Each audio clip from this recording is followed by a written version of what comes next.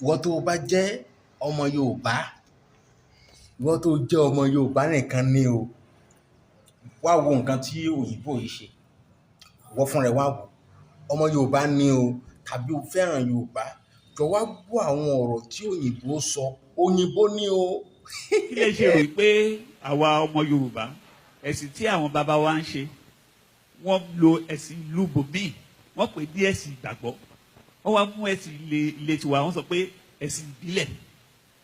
Ṣé ẹ̀sìn tiwa yẹn, ṣé ẹ rò pé ó dá bí wọ́n ṣe ń fojú wò pé kì í ṣe ẹ̀sìn ìgbàgbọ́ ni? Àbí ìgbàgbọ́ yẹn kì í ṣe ìgbàgbọ́ nípa Elédùmarè náà ni? Kí ni nǹkan tí ẹ fi lè gbà wá ní ìmọ̀ràn láti jẹ́ kí àwọn tí wọ́n ṣe ẹ̀sìn tó wá láti ilẹ̀ ibòmíì tí wọ́n dẹ̀ bò tiwa mọ́lẹ̀ tó wá dá padà tí wọ́n pe èṣù táwọn ò ní Satan? Torí nílẹ̀ Yorùbá wa bá a ṣe kọ́ nínú ìtàn, kò sí kan tó jẹ́ Satan, àwọn ò ní. Ìránṣẹ́ Elédùmarè ni Satan yẹn, ó dẹ̀ máa ń lò fún nǹkan tó bá fẹ́ lò fún ni. Ọ̀rọ̀ náà ó ṣòro díẹ̀ torí ó dà pé ìbéèrè mẹ́ta lè bẹ̀rẹ̀ lójú kan náà, ṣùgbọ́n láti wá dá yín lóhùn, mi ò mọ ẹni tó sọ Christianity di ìgbàgbọ́, mi ò mọ ẹni tó pè bẹ́ẹ̀. Bóyá àwọn òyìnbó ni, bóyá àwọn Yorùbá ni, èmi ò mọ̀ o.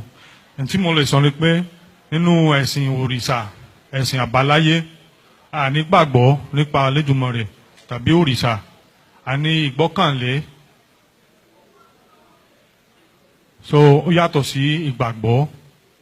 Ìgbọ́kànlé ni a ti mọ̀ pé Olódùmarè ó wà, àwọn òrìṣà òjíṣẹ́ Olódùmarè ni wọ́n. Nípa Èṣù òjíṣẹ́ kan nínú àwọn òrìṣà ni, òjíṣẹ́ Olódùmarè ni. Ṣùgbọ́n ó jẹ́ bí nǹkan tá lè pè ní contractor. Tó bá sọ fún contractor kan bóyá ó fẹ́ kọ́lé kan, ó sọ pé ọ̀dà ẹ bá ń kọ́lé báyìí ni mo fẹ́ kó o kọ́ ọ. Yóò sọ fún ọ wípé tá bá ṣe bẹ́ẹ̀ o kò ní pẹ́ tó fi wó. Ṣùgbọ́n tí mo fẹ́ náà ọ̀dà màá ṣe, ẹ sá fún mi lówó tèmi, yóò ṣe. Ṣùgbọ́n ó ti kìlọ̀ fún ọ wípé kíní yẹn kò dáa. Èṣù náà ni, bí ọlọ́pàá ló jẹ́. Èṣù kìí ṣe Sátánì, kò sí nǹkan tó rí bẹ́ẹ̀ lẹ́sìn àbáláyé. There are two Eshu in Yoruba spirituality. There's one called Eshu Ebita, and there's one called Eshu Laalu, Laalu Okirioko, Laaroye Onile Orita. The difference, Eshu, the messenger, is what he's talking about, not quote unquote the devil. Anybody familiar with a place called Ojuelegba in Lagos? Ojuelegba means Ojuelegba. Elegba is Eshu Laalu Okirioko. That is where they worship it in Lagos.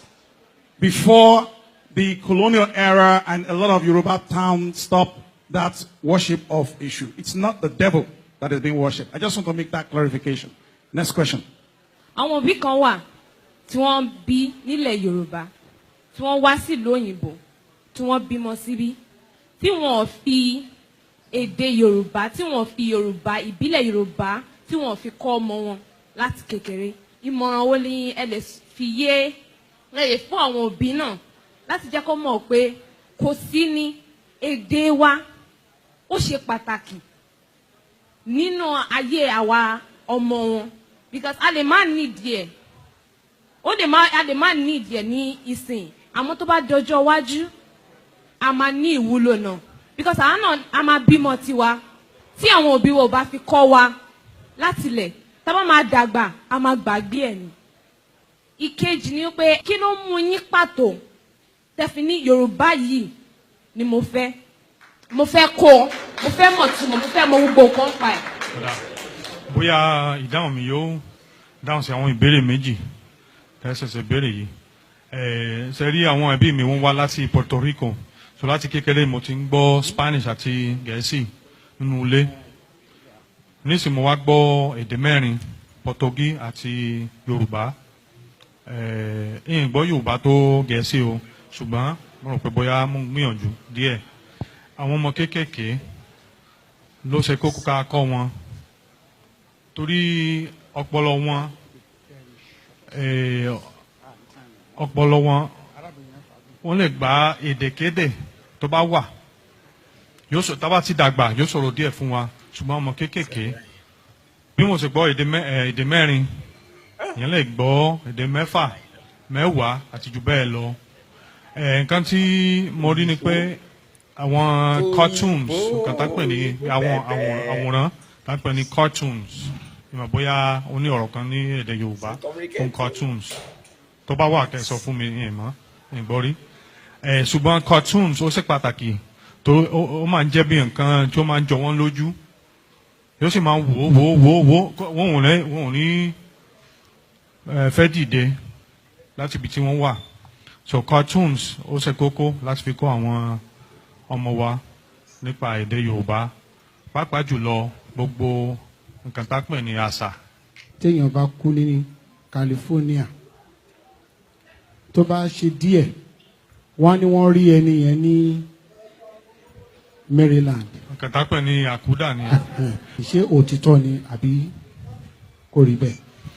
sẹ́rí orí ó jẹ́ bí ìgbàgbọ́ nínú ẹ̀sìn àbáláyé àti àwọn ìtàn àtẹnudẹ́nu àkúdà ó jẹ́ wípé ẹnìkan tí ò kú ní pàtó ọjọ́ tó yẹ kó ti kú ìpín tó mú wá sáyé látọ̀run ó gbọ́dọ̀ dópin tí ó bá ṣe gbogbo nǹkan tó ti wá sáyé láti fi ṣe bóyá ẹ̀mí rẹ̀ yóò bọ́ síbòmíì láti fi parí nǹkan tó wá ṣe láyé. ṣé àṣà nìyẹn ni àbí ẹ̀sìn torí ó lè má jẹ́ ọ̀rọ̀ ẹ̀sìn ká má ṣe àdàlúdàpọ̀ ẹ̀sìn mọ́ àṣà. wọ́n papọ̀ ni. wọ́n papọ̀ ni. wọ́n papọ̀.